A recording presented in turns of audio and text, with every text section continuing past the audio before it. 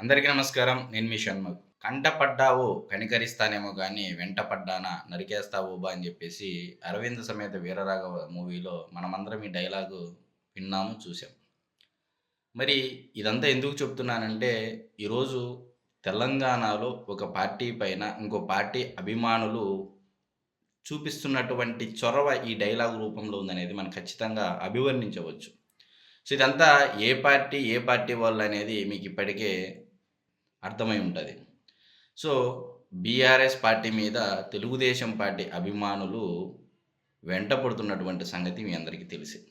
సరే, మరి ఒకసారి డీప్‌గా విశ్లేషణలకు వెళ్ళేటువంటి ప్రయత్నం చేస్తే, ఈ అంశంలో మనం ప్రధానంగా 2 అంశాలపైన మాట్లాడాల్సినటువంటి అవసరం ఎంతైనా ఉంది.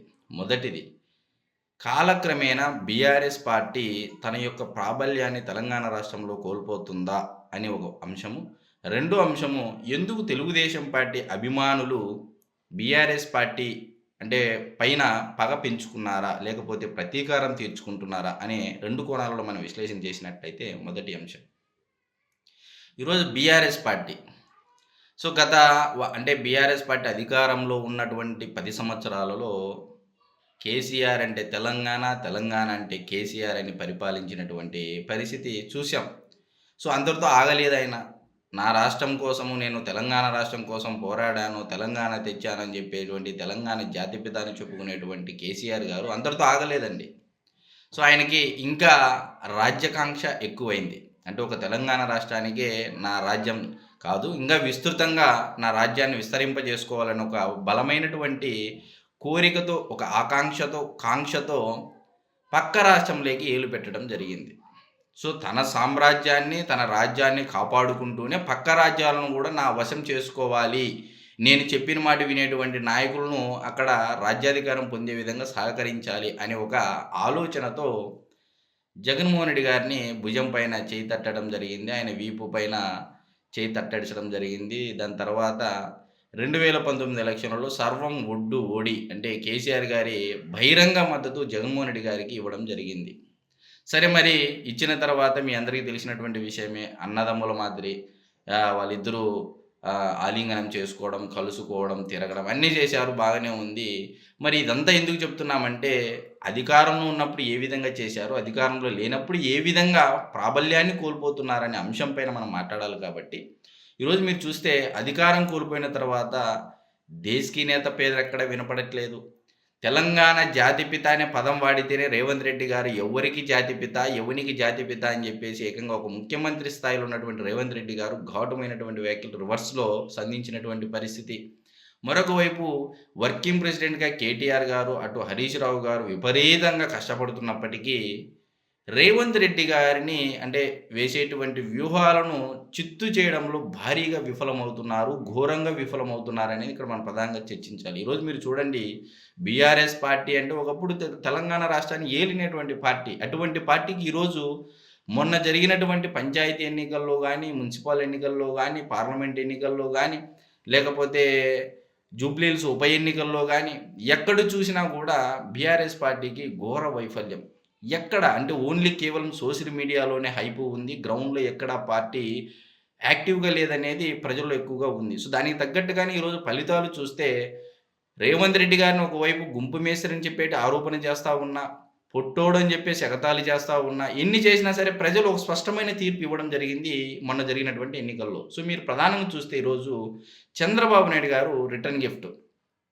ఒకవైపు రేవంత్ రెడ్డి గారు క్లియర్‌గా చెప్తున్నారు. నేను ఇప్పటికే 3 రిటర్న్ గిఫ్ట్‌లు ఇచ్చి ఇప్పుడు మొన్నటిది మున్సిపల్ ఎన్నికలు, కార్పొరేషన్ ఎన్నికలతో కలుపుకొని 4 రిటర్న్ గిఫ్ట్ ఇవ్వడం జరిగిందని చెప్పేసి కూడా చెప్పడం జరిగింది. మొదటిది 2023 సార్వత్రిక ఎన్నికల్లో వైఫల్యం చెందడము, అంటే ఓటమి చెందడము. రెండోది పార్లమెంట్ ఎన్నికల్లో గుండు సున్నా. మూడోది జూబ్లీహిల్స్ ఉప ఎన్నికల్లో ఘోర వైఫల్యము, ఓటమి. మరి అదే విధంగా ఇప్పుడు పంచాయతీ ఎన్నికల్లో కూడా ఘోర వైఫల్యము. అదేవిధంగా ఇప్పుడు మున్సిపల్ కార్పొరేషన్ ఎన్నికల్లో కూడా ఘోర ఓటమి, ఘోర వైఫల్యము బీఆర్ఎస్ పార్టీ చవిచూసింది. మరి ఇటువంటి పరిస్థితుల్లో రేవంత్ రెడ్డి గారు ధాటికి బీఆర్ఎస్ పార్టీ తట్టుకోలేకపోతుంది, విలవిల్లాడిపోతా ఉంది. సో, ఇకపోతే రెండో అంశం గురించి మనం మాట్లాడుకున్నట్టయితే టీడీపీ పార్టీ. కంటపడ్డావా కనికరిస్తానేమో గాని వెంటపడ్డానా నరికేస్తావా బాబా అన్నట్టు గతంలో కేసీఆర్ గారు అధికారంలో ఉన్నప్పుడు, ఆయన ముఖ్యమంత్రిగా ఉన్నప్పుడు సరే ఆయన తన సామ్రాజ్యాన్ని, తన రాజ్యాన్ని, తన రాష్ట్రాన్ని పరిపాలన చూసుకోక పక్కనున్నటువంటి చంద్రబాబు నాయుడు గారిని పదే, పదే, పదే, పదే బూచిగా చూపిస్తూ తన యొక్క ఉనికిని చాటుకునేటువంటి పరిస్థితిలో ఆనాడు ఆయన విచ్చలవిడిగా యథేచ్ఛగా కొనసాగించారు. అయితే మరి ఈనాడు ఆ పరిస్థితి ఉందా అంటే రివర్స్‌లో ఉంది. సో, ఈరోజు నేను చెప్పేదేందంటే తెలంగాణ రాష్ట్రంలో ఉన్నటువంటి తెలంగాణ రాష్ట్రాన్ని సాధించుకున్నటువంటి ముఖ్యమంత్రి కేసీఆర్ గారు చంద్రబాబు నాయుడు గారిని తెలంగాణ ద్రోహిగా చిత్రీకరిస్తూనే అదే విధంగా డర్టీయెస్ట్ పొలిటీషియన్ ఆఫ్ ఇండియాగా ఆయన అభివర్ణించడం జరిగింది.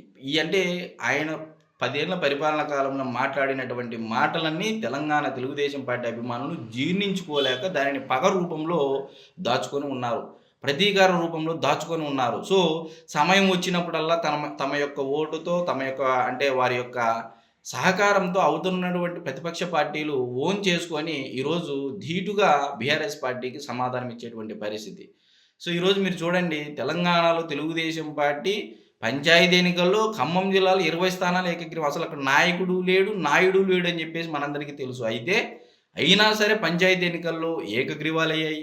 అసలు మున్సిపల్ ఎన్నికల్లో పోటీ నిలబడ్డారు చాలామంది. మరి కొన్ని వార్డులు కూడా అంటే గెలవడం కూడా జరిగింది మున్సిపల్ ఎన్నికల్లో ఎన్నికల్లో. అంటే నేను చెప్పేదేందంటే ఫైనల్‌గా తెలంగాణలో తెలుగుదేశం పార్టీ నాయకత్వం అసలు పట్టించుకోకపోతేనే పరిస్థితి ఈ విధంగా ఉంది అంటే, ఒక్కసారి సరైనటువంటి లీడర్‌ను జస్ట్ ఒక వారం తెలంగాణ రాష్ట్రం పైన నారా చంద్రబాబు నాయుడు గారు గాని ఫోకస్ చేస్తే, ఇంక ఎటువంటి పరిస్థితులకు అధికార, ప్రతిపక్ష పార్టీలకు దారి తీస్తాయనేది అది మీ యొక్క ఊహకే వదిలేయాలనేది మనమైతే ఖచ్చితంగా చెప్పొచ్చు. ఎందుకంటే ఈ ఫలితాల ప్రకారము. కాబట్టి తెలంగాణలో ఉన్నటువంటి తెలుగుదేశం పార్టీ చచ్చిపోలేదు. ఇంకా బతికే ఉంది. మా నాయకుడు జస్ట్ ఆజ్ఞాపిస్తే చాలు ఏ పార్టీనైనా సరే అధికారంలో కూర్చోపెట్టాలన్నా, అధికారంలో నుంచి దించాలన్నా మా తెలుగుదేశం పార్టీ వల్లే అని చెప్పేసి 2023 ఎన్నికల నుంచి ఇప్పుడు జరుగుతున్నటువంటి మున్సిపాలిటీ కార్పొరేషన్ ఎన్నికల వరకు అంటే జరిగినటువంటి ఎన్నికల వరకు ప్రతి ఒక్క ఎన్నికలలోనూ తెలుగుదేశం పార్టీ అభిమానులు, తెలుగుదేశం పార్టీ మద్దతుదారుల పాత్ర ఖచ్చితంగా ఉంది అనేదైతే మనం ఖచ్చితంగా చెప్పొచ్చు. కాబట్టి కంట పడ్డావా కనికరిస్తామో గానీ వెంట పడ్డాము అంటే నరికేస్తాం బాబు. అంటే బీఆర్ఎస్ పార్టీని ఏకంగా రాజకీయ సమాధి కట్టే విధంగా ఈరోజు తెలంగాణలో తెలుగుదేశం పార్టీ అభిమానులు విపరీతమైనటువంటి ప్రతీకార ఆహ్, అదేవిధంగా పగతో రగిలిపోతున్నారనేది ఈ ఎన్నికల తీర్పు ద్వారా మనకు మరొకసారి అర్థమవుతా ఉంది. మరి రాబోయే రోజుల్లో హరీష్ రావు గారు, కేటీఆర్ గారు దీన్ని ఏ విధంగా అధిగమిస్తారు? ఈ తెలంగాణలో తెలుగుదేశం పార్టీ అభిమానుల మద్దతు ఏ విధంగా కూడగడతారనేది మనమైతే వేచి చూడాలి. అందరికీ నమస్కారం.